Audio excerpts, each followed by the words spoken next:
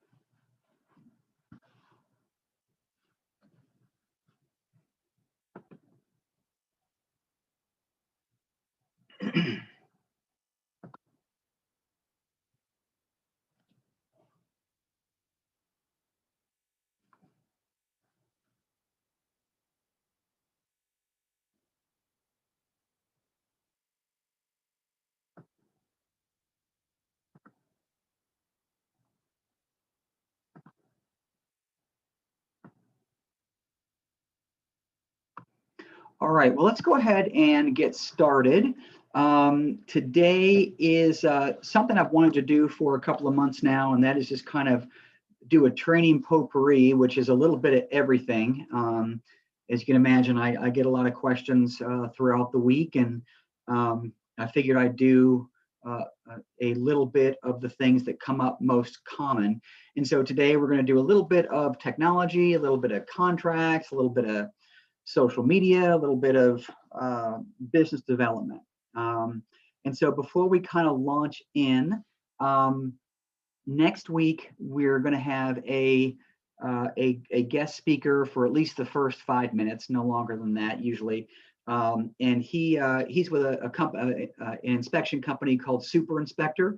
And for those of you that have ever reached out to me asking for recommendations, I usually offer their services. They are in both actually they're in DFW, Austin, and Houston.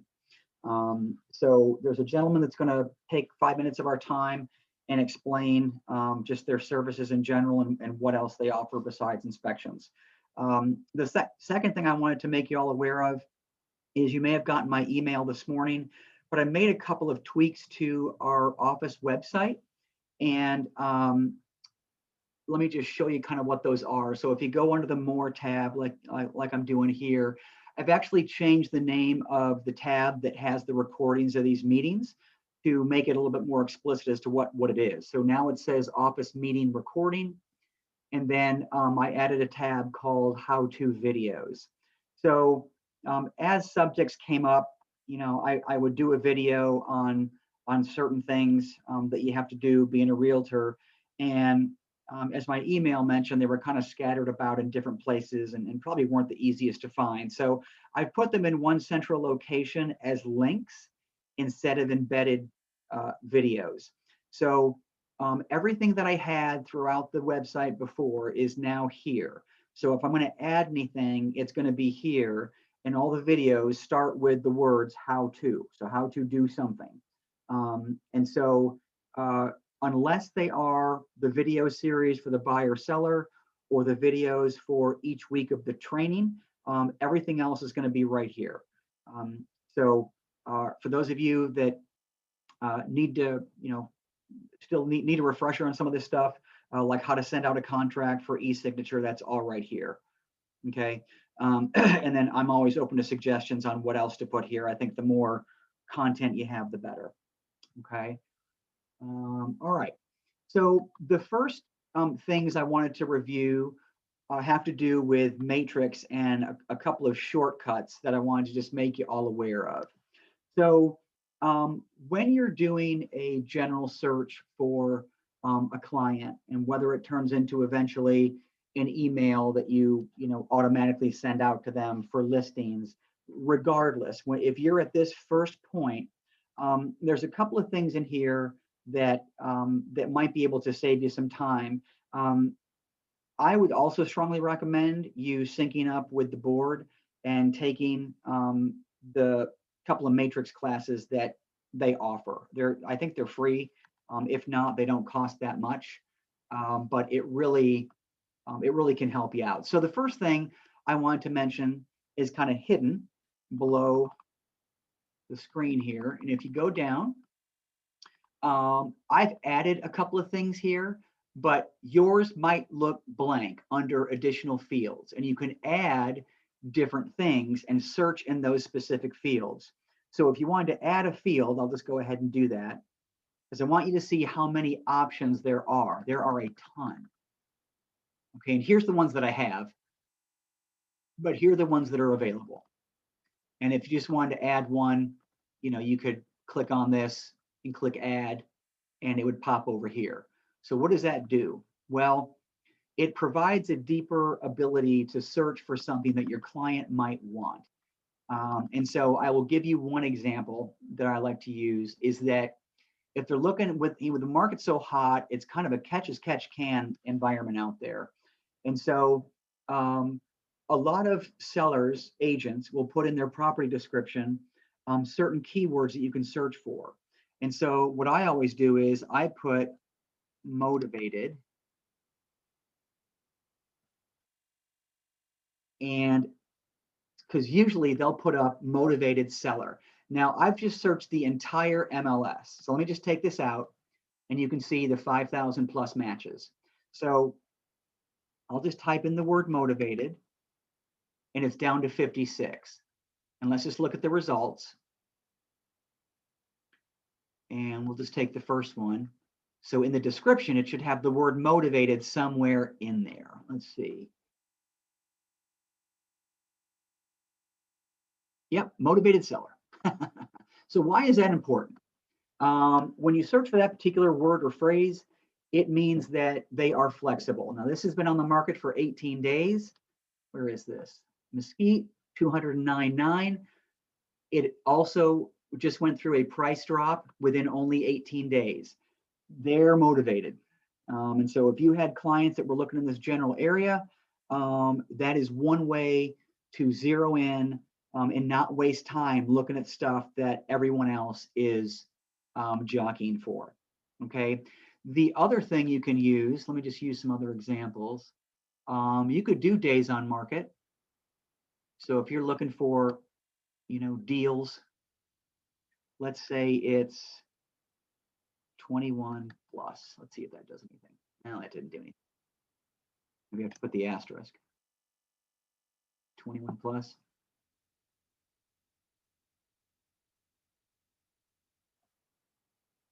All right, well, it took 5,000 down to 153. So we can see the results.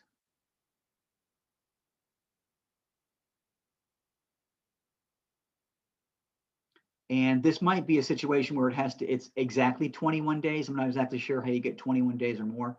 I don't want to spend time here hunting for that. But the point here is that, a home that's been on the market for 21 days, might be an indication that they are also motivated.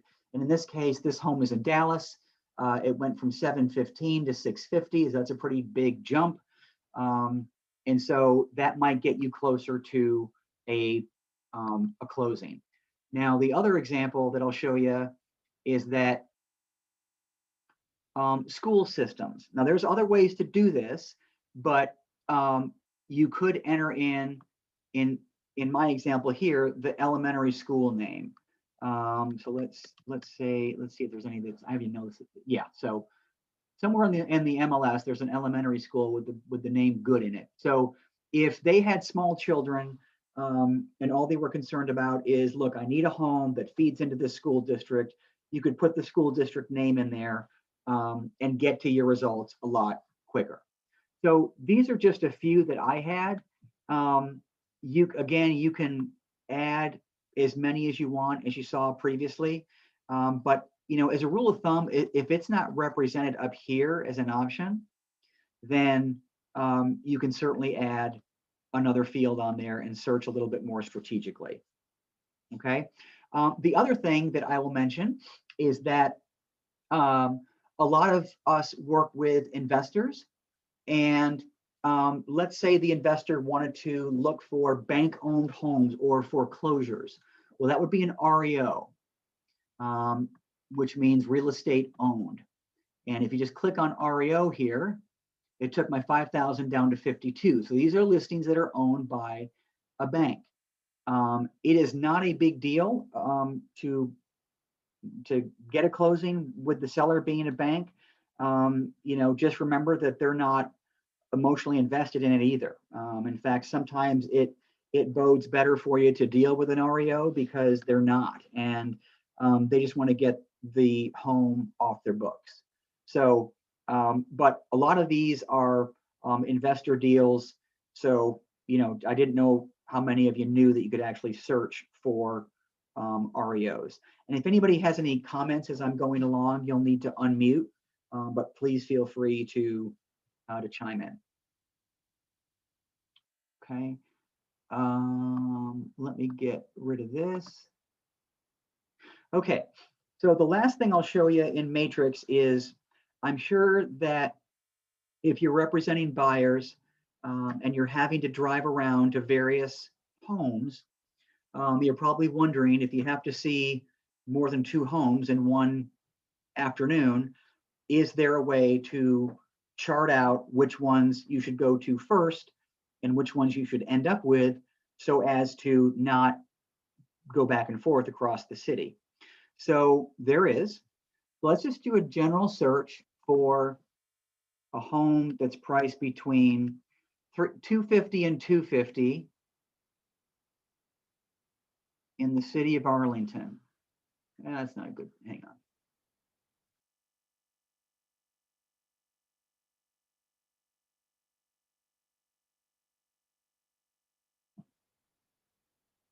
I just did this a second ago. Hang on.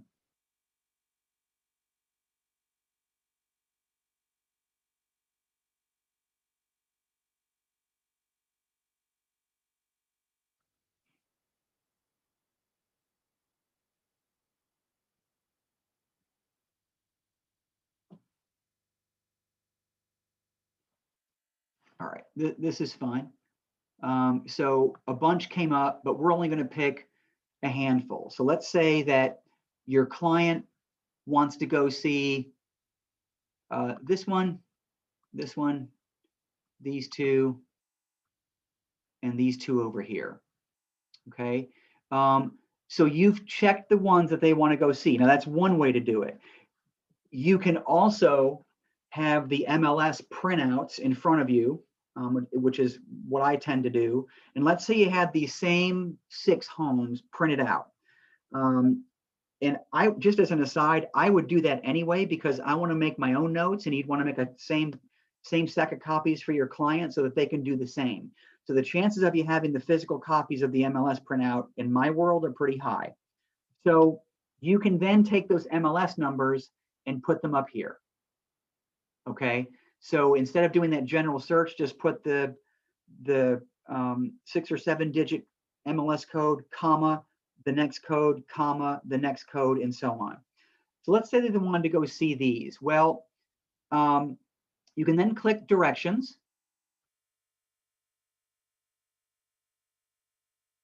And this one here happens to be the first one that you should start with. Now, you've got to get to this first one from wherever you are, but it assumes that, okay? So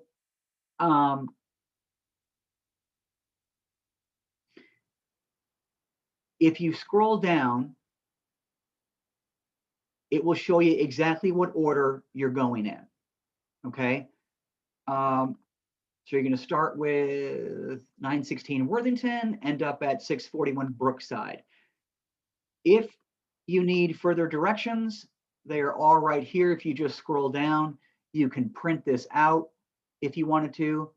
But assuming that the stars are aligned and one of these 6 doesn't go under contract and throws a wrench in this whole thing, you want to keep that stack of papers obviously in this order to make sure that you're going to the right ones quickly. All right, so I hope this is helpful. I'm not sure how many of y'all knew that was in there. But you know, again, if you're seeing more than 2 homes at a time, you're going to want to know what the most efficient way is to get from one to the next.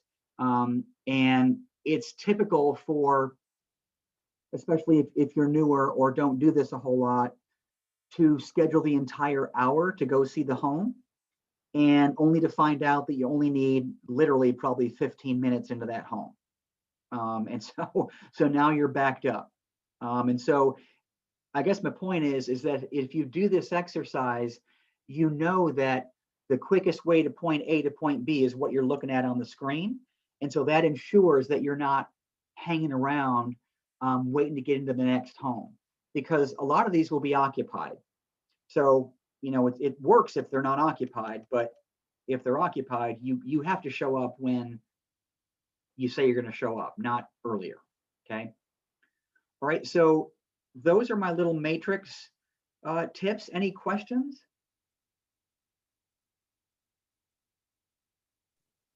Okay. Hey, Brad, this is Marco. I don't have any questions, but I look at a lot of houses. Sometimes I will look at like 6 to 7 houses in a period of about an hour and a half.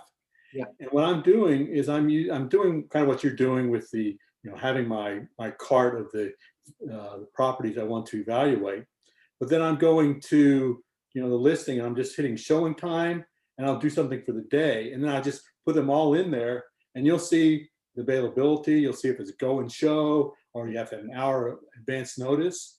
And then basically, then you can move things around and do it very efficiently. And that's something I've done, and it allows me to see a lot of properties real quick. And I'll overlap when they're close together, where I'll do like a 30-minute showing, and I will have another house that's like maybe 2 miles away, and I will have the time overlap. So I'm literally going from one house to another and giving me a 15-minute buffer. And it works really well. Very easy to manage. Anyway, that's my tip. That's great. That's super. Thank you. All right. So my next tip is from Zip Forms. And so you get to Zip Forms from by going to texasrealestate.com. That's our Texas Association. Click Zip Forms. And this has to do with the seller's disclosure. So if you didn't know this tip, chances are you are printing out and handing to your seller the seller's disclosure to fill out. And so there is an electronic way to do this. So let's start a transaction. And let's say it's a new listing.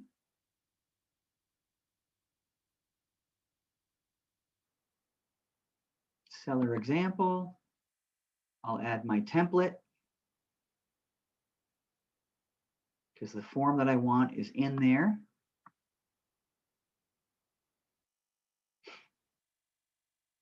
Okay, so if you have not created your templates, you are creating a lot of stress for yourself. go to my how-to videos on how to set these up. It'll take you 10 minutes and you'll save a ton of time. So here's a template for a seller. These are all blanks. Let me go into documents and go grab the seller's disclosure.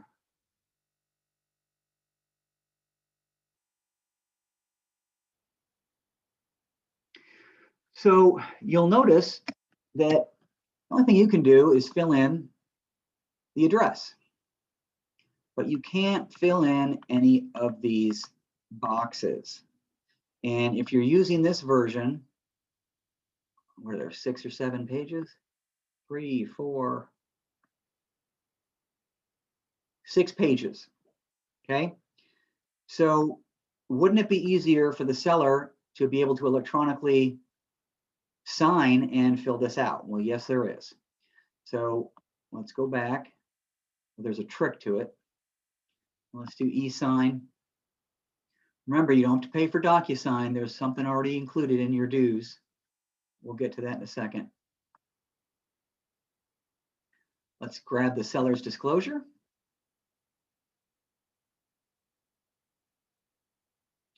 And here is, okay, so if this is your first time doing this, signing service, it's always digital ink. Okay, never DocuSign. They will start charging you for that. So let's go here, and here is the trick. This is the only way this will work. You've got to send it to seller 1. Okay. Whoops.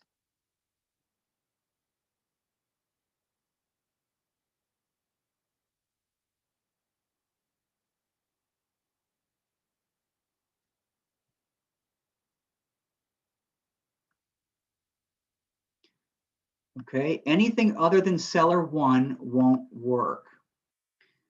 So I'm going to click next, and this is where it pulls up the document for you to review. And you can see here, if you've done this before, then any document that you get to this point with, it will usually, it will fill in examples of how it will look when it is filled in. And so this, as you can tell, provides now an opportunity for the end user to check boxes and write in stuff. Okay, so once your seller gets this, they can just stay right in front of their computer. Well, here's my initial I have to sign, and start filling this out. Now, that's helpful for obvious reasons, but it gets you this critical document quicker, because once they fill that out, they'll, sign it as they're supposed to, and it'll automatically go back to you, the sender.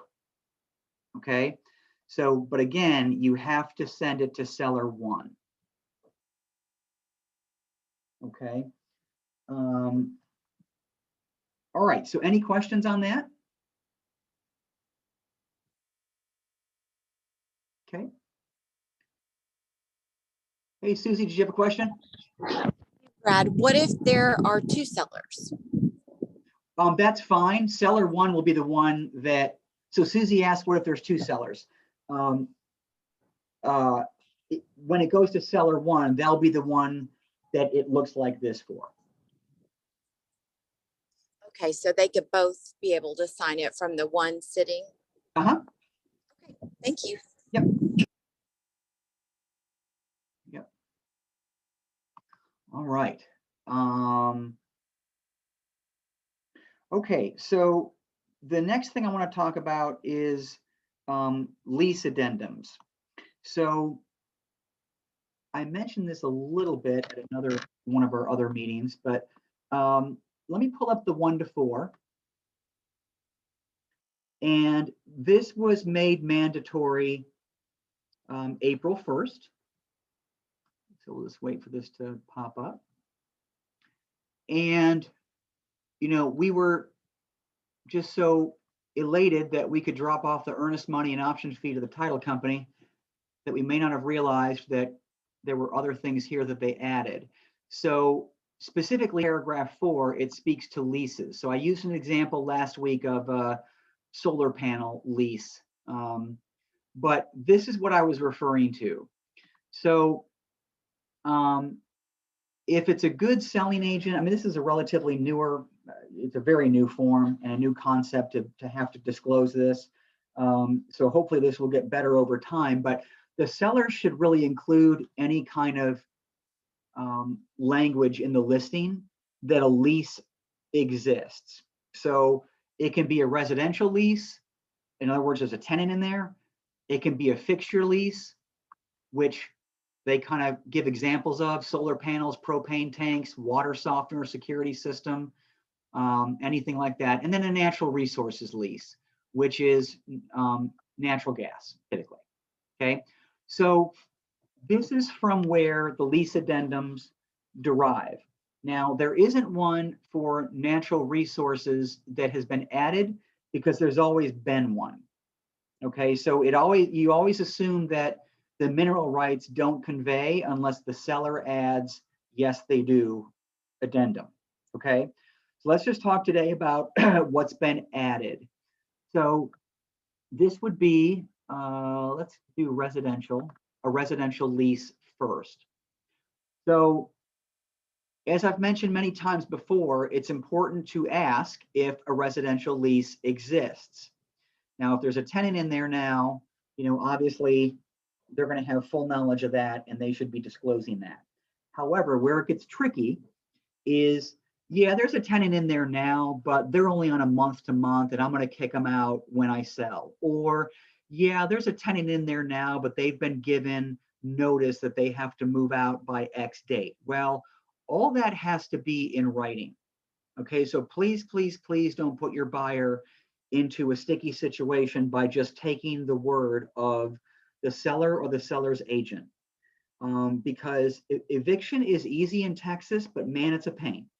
So, if the buyer thinks they're going to move in on July 1st and there's a tenant in there and they all of a sudden have amnesia that, oh, well, I wasn't on a month-to-month lease and, we never had that conversation. You can point to these documents and say, well, I beg to differ. So in the context of a residential lease, here is the addendum that has to be with this transaction. Okay, so seller may not execute any residential lease or amend any residential lease without buyer's written consent. Existing residential leases will have the following status at closing: check A or B. Either it's going to terminate or the new owner is going to assume it. Okay, regardless, you have to have a copy of the existing lease. Okay, so it gives days to get that. Now, if the situation was an example that I just used, which is, yes, there's a tenant, but they're moving out, you would check box A, but I would absolutely get a copy of the communication between the landlord and the tenant, and then a copy of that existing lease. Okay, it is not going to be uncommon that the landlord can't put their hands on the lease, and the client's going to have to make a determination at that point as to whether to move forward. Okay, it's a lot cleaner if the tenant moves out before really the home goes on the market, but sometimes that can't be avoided. Okay, so now if by chance you are assuming the tenant, then there's a box for that, box B. And then if that is the case, obviously you are assuming now a revenue stream, a business, a renter. And so it then goes on to say, I need a copy of the lease. If you don't have a copy of it, that would be box A. Box B, when can I get that? Okay, how many days after the executed date do I get that? Okay, so remember that this addendum does accompany any kind of residential leases out there. Hey, Becky, go ahead. Hey, a question about if you're buying a property or you have a buyer buying a property that has a tenant in it, according to this document, they just have to be out by closing. Is there a way of asking them to have them out prior to closing. Is there a form we could use for that? Because sometimes the tenant's out, but all their stuff is not. Yeah, for sure. So that can just be covered in an amendment. Okay. Yep, Would for it, sure. would it be on this form, or you would do it on the 1 to 4? Just a general amendment. Okay. Yep, yep. And so let me, and you kind of reminded me to review something else, because the temptation is to put it into special provisions. So, I mean, even as long as I've been in real estate, it's always been unclear as to why special provisions even exist if none of us can ever use it. So what I've heard recently is that, do I have the 1 to 4 still on? Yeah. So you may remember that towards the back of the 1 to 4 contract, there is an attorney section, paragraph 23. Only a lawyer or the principal of the transaction can write in special provisions. Okay, so let's talk about the easy way out. If there's anything in special provisions, the assumption or hope is that it was written by a lawyer. If that was the case, then there would be a lawyer's contact information here. Okay, so I've just kind of heard in casual conversations with other agents trying to answer other questions that, oh, they put in special provisions that this, and I'm like, you know, we really shouldn't be accepting any contract that has anything in special provisions. And so the rule of thumb is that we can fill these out, but we really can't interpret them. And we certainly can't write anything in special provisions. So if a lawyer was involved in writing something in there, then their contact information was here. Now, let's talk about what I just said with regards to if you're a principal, then either you're the buyer or you're the seller, you can write something in there. Well, how do we know it wasn't the agent? Well, you can put in a spot to initial by whoever wrote it. Now, if I were the buyer or seller and was putting something in special provisions, I'd want to run it by a lawyer. This is a legal document that is binding. So it kind of circles back to my original point, which is really neither the buyer, the seller, nor the agent can really should put anything in special provisions. If you want to make sure that they're covered, then they really need to get in touch with a lawyer. And for $250, here's special provisions. I keep looking for it. For a few $100, it's worth it. You know, now mind you, nothing should go in here if there's an amendment or an addendum for it anyway. If it's a notice and an addendum, an amendment, that's really the first rule of thumb anyway. Nothing should go in here if it's covered somewhere else. But anyway, that kind of reminded me your question, Becky, about I did want to cover that. So let's talk about a fixture lease as well. So I'll pull up that document.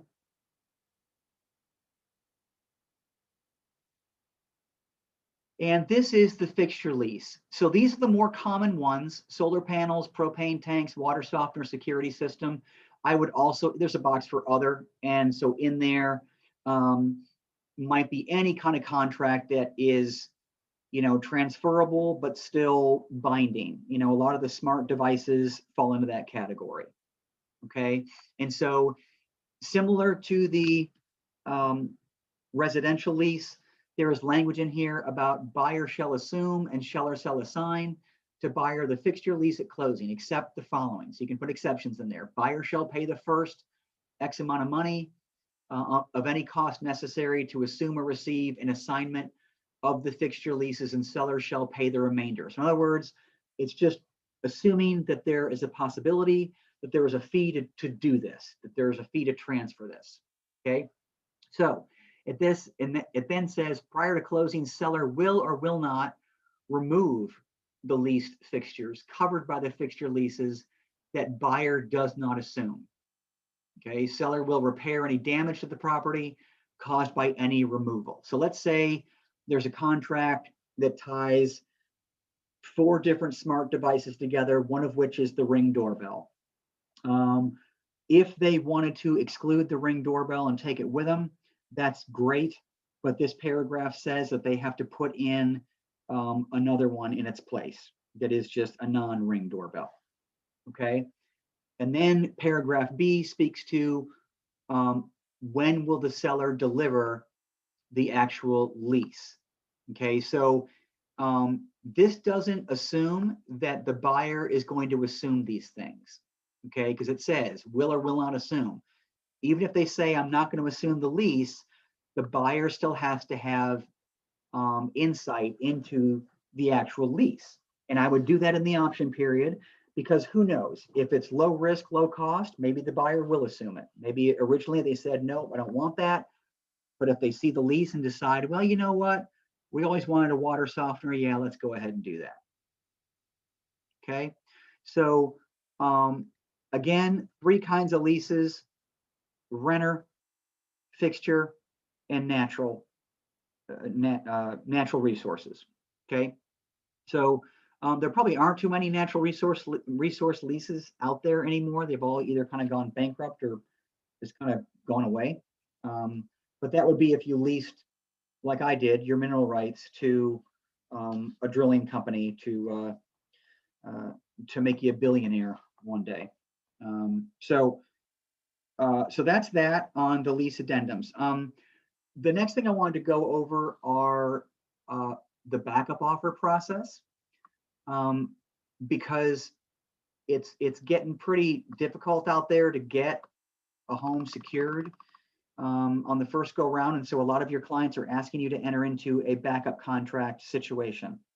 So the backup, I'll just pull up the addendum for it. So let me just kind of explain what a backup offer is. So in a multiple offer situation, there's only one home and they can only choose one contract. So once they do that, they may say, we are accepting backup offers. Or you may say on behalf of your buyer, I want to submit a backup offer. Would that be acceptable? And let's say the seller's agent says yes. And so that means that your buyer is on the back burner, hoping the first buyer falls out. Okay. And you're hoping that your buyer moves into what is called first position. Now, when you execute a backup contract, this is the only piece of paper that's ever different than as if your buyer were in first position. So it's always going to be the 1 to 4, like you see here. And if they got a loan, it's the third party financing. If there's an HOA, you're going to include that. Everything as if they were buying the home. Now, what becomes critical is the effective date. Okay, so your buyer is going to be in second position. They still need to execute and deliver earnest money and deliver the option fee as if they were in first position. This is going to be a live contract. It's just not going to be on the front burner yet. Okay, so let's go to the addendum. And it asks for a couple of dates. And in paragraph A, it says the contract to which this addendum is attached, which is the backup contract, is binding upon execution by the parties. And the earnest money and option fee must be paid as provided in the backup contract. Backup contract is contingent upon the termination of the first contract, dated, and then the agent, the selling agent, will give you that. And what date is that? That is this date, the executed date on buyer one's contract. Okay, so people that aren't familiar with this on their side aren't going to be familiar with what to do here. So you can't fill out this addendum without that date. Okay, paragraph B says that contract, the first contract, if that doesn't terminate on or before X date, the backup contract terminates. So your buyer's contract goes away. Earnest money is refunded, and that's it. So notice I didn't say the option fee wasn't refunded. I'm going to get to that in a moment. Let's talk about what this date is. In my experience, it's one of two dates. It's either, usually it's the day after the first contract's option period ends. This is how long am I going to hang around and wait for something bad to happen before I move on? Okay, so you have to discuss with your buyer what that date is. Typically, it is the day after the first option period ends. Because if nothing's going to happen within that time period, it's a pretty good bet that it's going to move forward. I have also seen that people want to wait until either the first contract actually closes or the first buyer's financing approval period ends too. That is a long time to wait. And so usually buyers want to move on. And so if you want my advice, I would advise your buyer clients to only wait until the day after the option period ends. Okay. Now, I mentioned option fee earlier. You always, always, always, always want to buy an option period, because what does that buy you? It buys you 2 option periods, but you only pay for 1. So let's say that the home of the buyer's dreams that you represent was executed today. And you're like, oh, darn it, I want to submit a backup offer. And so that date in here is going to be June 10th. And that's going to be the backup offer's date. Okay. You then say the date on this addendum is going to be the day after the 7-day option period. Sorry, right here. So that's going to be day 8. So remember, day 1 doesn't count. So it's the 11th, 12th, 13th, 14th, 15th, 16th, 17th. June 18th is what you put in this field. Okay. You are buying an option period for 8 days. Let's go back. So that your buyer can go and still look at homes. And if they find something better or find something they really want to put an offer on, they can do that. The option period at this juncture allows your buyer to say, hey, forget the backup contract, I'm out. And then at that point, you would submit the withdrawal of offer that I've reviewed before, and the buyer can get on with his life. If you don't do that, your buyer is stuck with really not being able to move forward, because they've got to wait until whatever this date is comes and goes. They really can't do anything.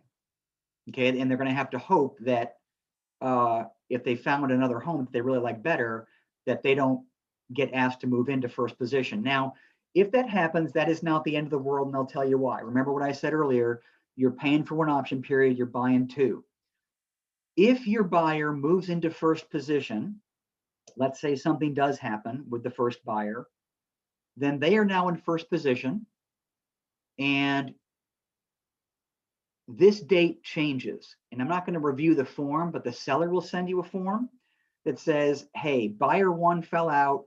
The new amended executed date is this. And let's say it was the day after option period. So they would put in the new amended effective date is June 18th. And then from that point, the new option period starts. And that's when your buyer can get in there and do an inspection, start the lending process, do everything they would have done 8 days ago if they were the first buyer. Okay. So if that never happens, the buyer's not getting their option fee back. They will get their earnest money back, but that's going to, have to come with a release of earnest money. Title company's going to have to cut them a check, and that can be a couple of days. That's another reason why backup contracts need to really be thought about carefully, because there are, time can be wasted by trying to get the person's money back, and they're likely going to need that money to go put down on the next house. Okay. Hey, Brett, Yeah. if you're a buyer in a backup position, isn't it a good idea to do like a split payment? In other words, a small stipend amount while you're in backup, and then an additional when you become Absolutely. primary? That's a great point, Jeff. So, to Jeff's point, so as to not tie up all of that client's earnest money when you're in backup position, I would, to your point, let's say it's a $300,000 home. Normally you'd put down $3,000. That's a lot to tie up just to kind of hope that you move into first position. So maybe you put $1,000 here, $1,000 here, and then say, well, after, 8 days after, I'll deposit the rest, because that will then line up with your newly amended effective date. And in my example, when that first option period ends. So yeah, you're absolutely right. You don't want to, you want to kind of spread the wealth there and minimize your risk. Okay. All right. Let's review real quick the appraisal waiver.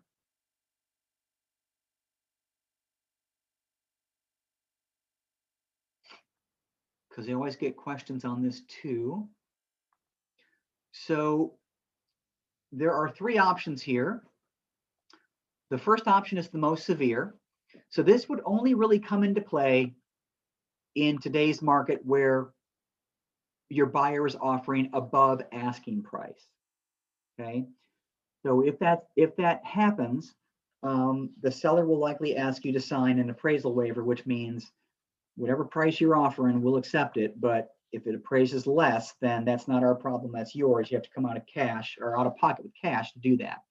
Remember that you can only do this with a conventional loan. It says on the document, it use only if the third-party financing addendum is attached to the contract and the transaction does not involve FHA insured or VA guaranteed financing. Okay, so the first option is, doesn't matter what the price is. It could be $100,000 less than ask. I'm still paying the difference. That is a full waiver. The second option says partial waiver. We'll pay the difference, but the home has to appraise for at least a certain amount. I always recommend you put that as the sales price. Okay, so if it's a $300,000 home, your buyer submits $325,000, that offer is accepted, and they want to do a partial waiver, you're going to want to put $300,000. And what you're saying is, look, we'll take your price at face value that it is correctly priced. Okay, but if it falls below appraise or below list price, then you were wrong to begin with, and that's on you. We're not overpaying for something that wasn't priced correctly to begin with. And then the third option, additional right to terminate. In addition to buyer's right to terminate under paragraph 2B of the third party, buyer may terminate the contract within X days of the effective date if the appraisal value, according to the appraiser, is less than X amount. So that is kind of a free form where you don't have to put the list price in. You can put whatever price you want in there. But if it appraises for less than that, deal's over.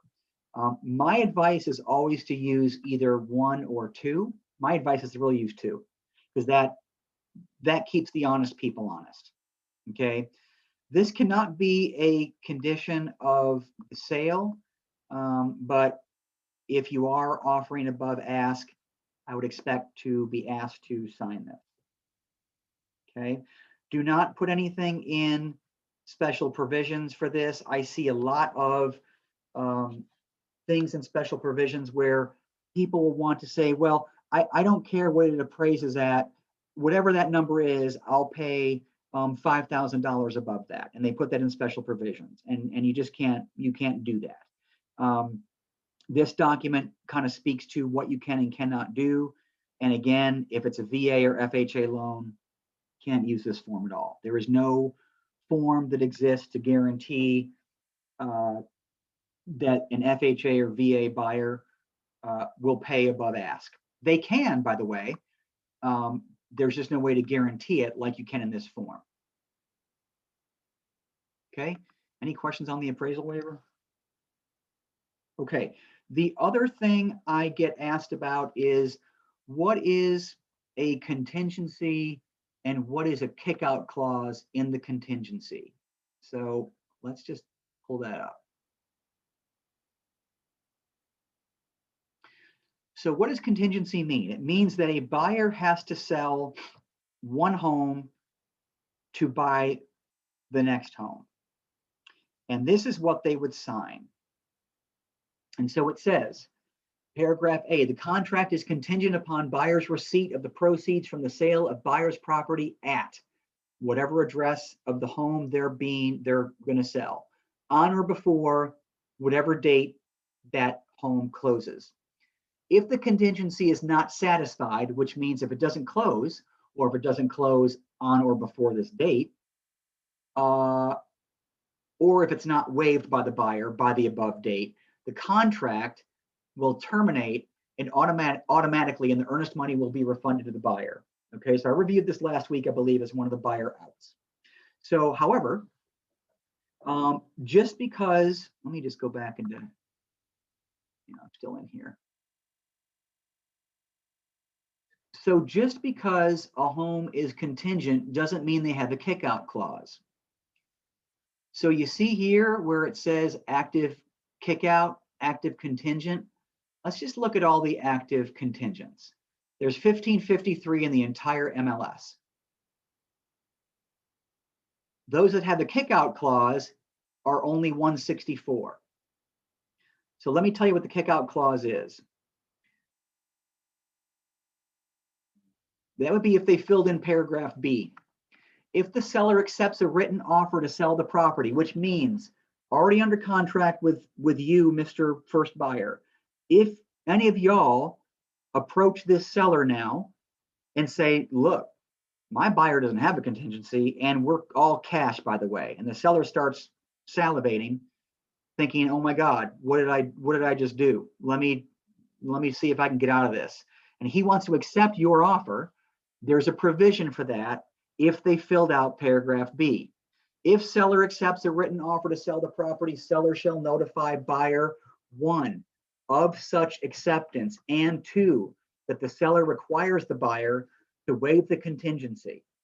Okay, so that means that buyer 1 that filled this out and filled out paragraph A has to say, it no longer matters that I need this money to go buy this home. Okay, most people can't do that. And then it goes on to say, buyer must waive the contingency on or before blank days after the seller tells the buyer. If I were you representing the seller and you took a contingency, I would fill this paragraph out all the time, at 100% of the time, and I would put 1 day in here. Okay, so the buyer has 1 day to make a decision. Do you want the home or don't you? Because if you don't, I am going to sell it to this other cash buyer that doesn't have a contingency. Okay, so this is very, very important if you represent a seller, that you get this filled out correctly. I would always have a kickout clause. So you can see that not many of them do. There's 164 versus just a contingent contract, which is 1553. It's a lot more. Okay, so I think I mentioned on one of the meetings that if you're not having much luck finding your buyer a home, I would look at these, because these are low-hanging fruit.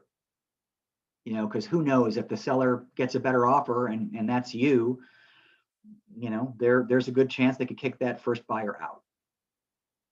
Okay, any questions?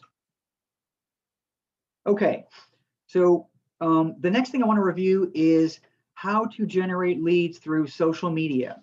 So the easiest way is through Facebook. Okay, so I'm going to go into Facebook, and wherever you live, your town has some kind of, I'm sure more than one, multiple groups about that town. And it could be, you know, Arlington garage sales, or Arlington recommendations, or, you know, what it's like to live in Arlington. There are tons and tons of Facebook groups. I would join them all. If you want my advice, you can minimize your stress and not read all the posts every day because they're toxic. However, it can be great fodder for leads. So let me just show you what I would do. I would go into the Facebook search up here and just type in recommendations, recommendation.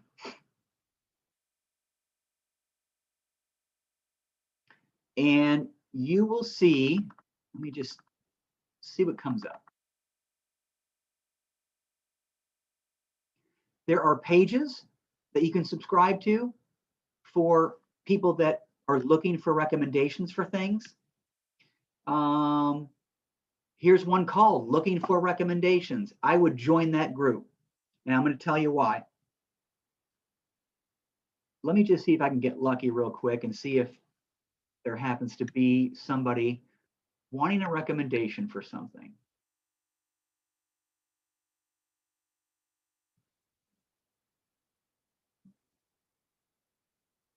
This will kill you, right? You can get sucked into this like all day long. I'll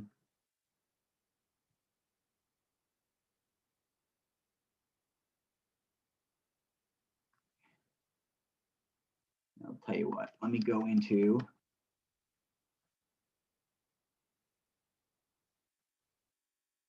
I belong to some of these.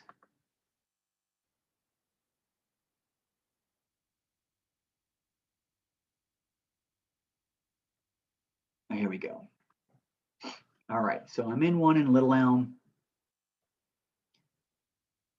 and I am guessing that there is someone in here looking for, here we go. Any recommendations on a good dentist? This was 2 hours ago. So what I've always recommended is go onto our website, and this isn't going to have everything, but if you go on to onboarding resources, there is a vendor list here.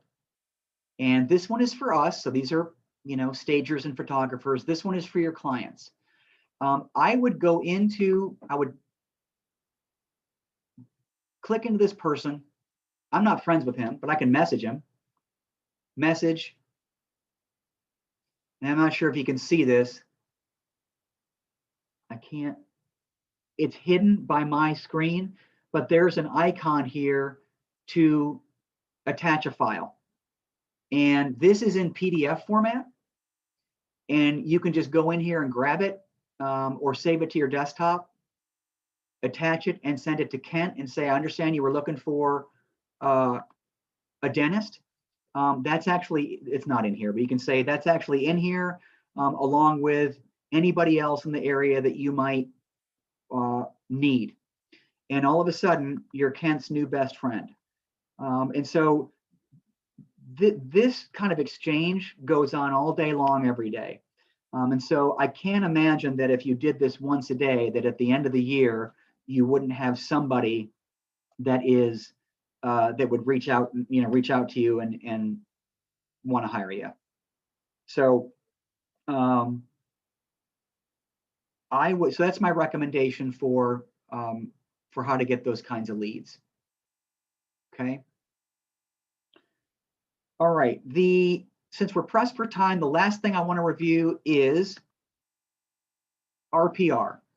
So I'll review RPR here in the context of having some great supplemental information to be able to price the home. Okay. So this is national. So you could search for any home anywhere. So let's say, I'll just do my neighbor's home real quick.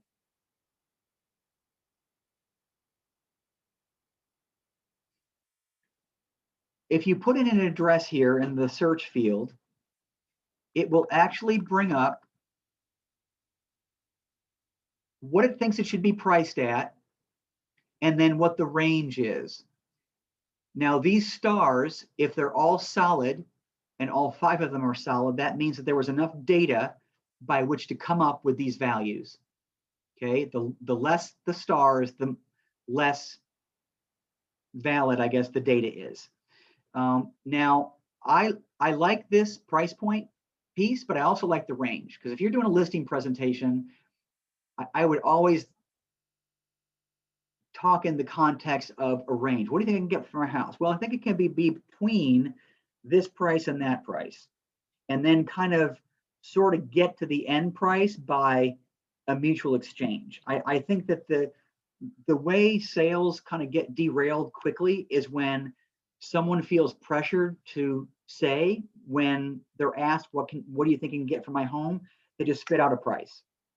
And I think that a range helps you ease into that conversation, especially if you have never been into the home, because they're going to have things in there that may not be upgrades, and it may start detracting from what the price of the home is. Now you'll notice that the high price for this home is $431, the low is $359, and their valuation is somewhere in the middle. Okay, so the computer has not ever been in the home. They don't know what it looks like inside, don't know what improvements have been made. That's your job. Okay, but I will bet you that if you went into Matrix and did a CMA for the homes around it and went through that process of what is the home really worth, this is going to be very, very close, especially with this much data. That's just been my personal experience. This is a good price you can land on. You're going to tell the price to the client and they're going to say, well, Zillow says this. So I'm not going to go down that road, but I'm just telling you what you're up against. What I'm explaining is the right way to do it. You have information that Zillow will never have. They don't have solds. So these prices are truly what homes are selling for. Okay. All right. So I know that kind of brings us to the end of our time. I want to be respectful of y'all's day. At this point, if you have any questions, I'll take them.